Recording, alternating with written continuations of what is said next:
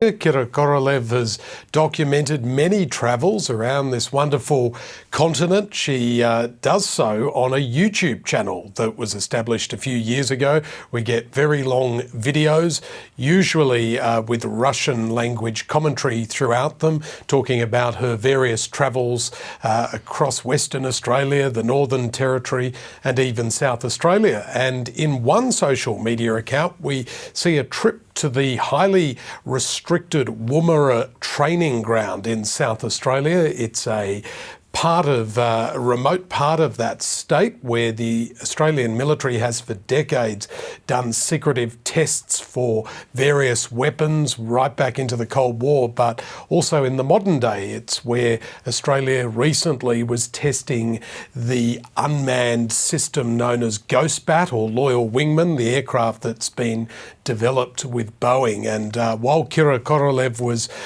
wandering around outside Woomera, it was at about the same time the ADF was testing that aircraft as well. So yes, for an alleged spy, she certainly had a high-profile presence on social media, and we're continuing to see some of those images emerge every day. Andrew, let's just take a step back. What exactly is Kira Korolev and her husband Igor? What are they accused of doing? Well, when authorities announced the arrest of this Russian-born couple last week, there was very few details about precisely what Australian authorities believed that this pair had got their hands on and what they're alleged to have tried to hand over to authorities in Moscow. We do know from court documents that the Australian intelligence services believe that Kira Korolev had a relationship with agencies in Moscow, and they allege that she was trying to provide sensitive military equipment.